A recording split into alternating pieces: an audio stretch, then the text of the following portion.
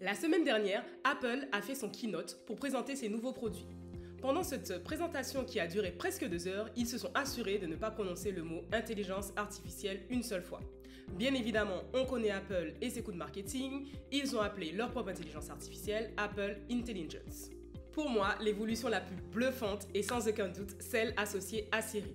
Bien évidemment, il y a des plus et des moins dans la présentation que je vais vous faire aujourd'hui d'Apple Intelligence, alors n'hésitez pas à rester jusqu'à la fin si vous souhaitez avoir mon avis. En attendant, découvrons ensemble quelques fonctionnalités d'Apple Intelligence. Le premier outil dont je vais vous parler est l'outil d'écriture et de relecture. Vous verrez à l'écran l'outil d'écriture qui vous permettra de changer le ton de votre email afin qu'il soit plus amical, professionnel ou concis.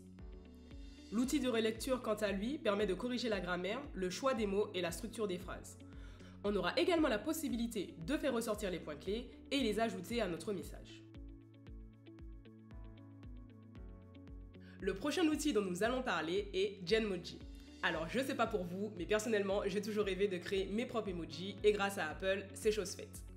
Vous pourrez créer tous les emojis qui vous passent par la tête. Un T-Rex sur un skateboard, un smiley avec des concombres sur les yeux ou encore un DJ écureuil, demandez et vous recevrez, Genmoji le créera pour vous. On pourra également créer des emojis de nos contacts et franchement, sur ce petit coup-là, niveau fun, on a de quoi faire. Le troisième outil dont je vais vous parler est Image Playground. En français, terrain de jeu d'images. Par exemple, si vous avez envie de créer un chat qui est un chef cuisinier, ce sera totalement possible avec cet outil. Si vous avez envie d'une image plus détaillée, il vous suffit de taper des mots tels que rooftop, Brooklyn, coucher de soleil ou encore dîner, et l'image sera automatiquement générée. On peut également choisir un style d'image comme animation, croquis ou illustration. Avec Apple Intelligence, on pourra créer des images personnalisées de nos contacts pour leur anniversaire ou tout simplement transformer notre maman en super-héros. Un autre outil présenté par Apple que l'on connaissait déjà au préalable via d'autres intelligences artificielles est l'outil Baguette Magique. Cet outil nous donnera la possibilité de transformer nos croquis en images belles et soignées. Il nous suffira d'entourer l'image avec notre Apple Pencil et l'outil Baguette Magique analysera l'image et les mots associés pour créer un rendu professionnel en quelques secondes. On en vient maintenant à la partie qui m'intéresse le plus, ce sont les nouveautés de Siri. En effet, Apple Intelligence a vraiment fait un bond en avant et a permis à Siri de passer à un niveau supérieur. D'un simple assistant vocal, aujourd'hui Siri devient un vrai assistant virtuel. Siri fait un bond en avant avec l'intégration de l'Apple Intelligence. Dorénavant, lorsque vous parlerez à Siri, une lumière apparaîtra tout autour de votre écran afin de vous notifier qu'Apple Intelligence est activé. Un autre outil qui a été intégré à Siri est langage naturel. On peut désormais parler naturellement à Siri et si on bute sur un mot ou si on se trompe, Siri pourra quand même nous comprendre, ce qui n'était pas le cas avant. Siri pourra également se rappeler ce dont vous venez de lui parler et il pourra répondre directement à une question sans avoir besoin de lui redonner tout le contexte. Il aura également la possibilité de recouper les informations présentes dans votre agenda, vos SMS ou encore vos emails et ça lui permettra de retrouver du coup des informations comme celle du vol de votre maman ou encore le lieu et l'heure de votre dîner de ce soir. Franchement, ça c'est top. Pour finir, clairement, la nouveauté qui pour moi est essentielle, c'est la possibilité de converser avec Siri par écrit. Il nous suffira de faire un double clic sur le bas de notre téléphone afin d'échanger en toute discrétion. Lors de ces keynotes, d'autres fonctionnalités ont été présentées. On va faire un rapide tour d'horizon de ces fonctionnalités, mais on ne va pas rentrer dans le détail, vous aurez l'occasion de les découvrir ultérieurement.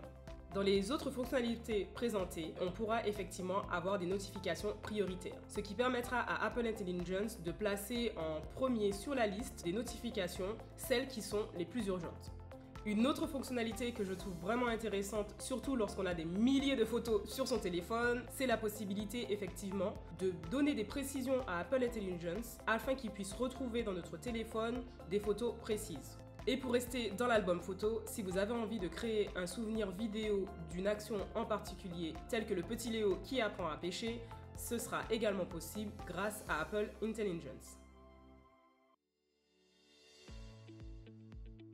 Les deux autres points essentiels qui ont été présentés par Apple lors de ce keynote sont la sécurité des données et l'intégration de ChatGPT 4o. En effet, Apple tient particulièrement à veiller à la sécurité des données de ses utilisateurs et ainsi on pourra stocker en natif sur le téléphone toutes les informations de recherche. Et pour les fichiers un peu volumineux, bien évidemment, ça ne serait pas Apple, ils ont créé le Private Cloud, donc en français, le nuage privé ou le cloud privé. Ce qui permettra effectivement aux fichiers volumineux d'être stockés sans passer par les serveurs d'Apple et assurer la sécurité des données de ses utilisateurs. Cependant, afin de pouvoir être compétitif, Apple a créé un partenariat avec OpenAI afin de pouvoir intégrer ChatGPT 4o à ses outils. Là où ils ont été malins, c'est au niveau de la sécurité des données. Je vous l'ai dit plus tôt, Apple assure la sécurité des données de ses utilisateurs à partir du moment où vous restez sur ces appareils. iPhone, iPad, Mac, vous êtes sur l'interface d'Apple. Pour certaines requêtes, vous allez devoir être redirigé directement sur ChatGPT. Apple a décidé de mettre en place une notification sur votre téléphone qui apparaîtra et qui vous informera du fait que vous allez être dirigé sur ChatGPT. À partir de l'instant où vous quittez l'interface d'Apple pour vous rendre sur ChatGPT, la sécurité des données et donc la responsabilité revient de ce fait à ChatGPT, ou plus précisément OpenAI. On arrive à la fin de cette vidéo et je vais vous donner mon avis concernant Apple Intelligence. Alors clairement, je ne suis pas une experte sur le sujet, mais pour avoir un peu navigué autour des différentes intelligences artificielles présentes sur le marché, je trouve que celle d'Apple n'a rien de révolutionnaire. Pour moi, la vraie révolution réside dans l'amélioration de Siri. L'intégration de ChatGPT 4o est aussi un plus, mais il ne s'agit pas d'un outil développé directement par Apple. De plus, le gros bémol pour moi, c'est que pour pouvoir utiliser Apple Intelligence, vous aurez l'obligation d'avoir à minima un iPhone 15 Pro, donc l'iPhone 15 Pro ou l'iPhone 15 Pro Max.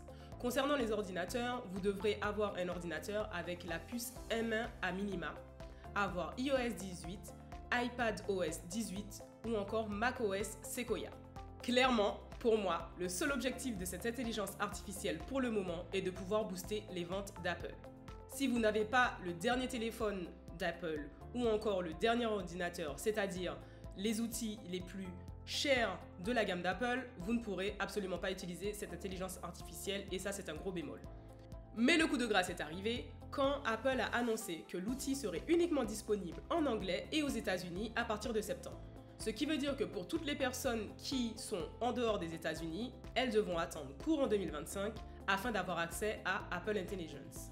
D'ici là, j'espère vraiment qu'Apple aura fait une avancée significative dans le développement de sa propre intelligence artificielle, car en 2025, on le sait très bien, des grands noms comme Google ou OpenAI auront fait évoluer leur intelligence artificielle à un point tel que si Apple nous sort la présentation qu'ils ont faite aujourd'hui d'Apple Intelligence en 2025, cet outil sera totalement obsolète.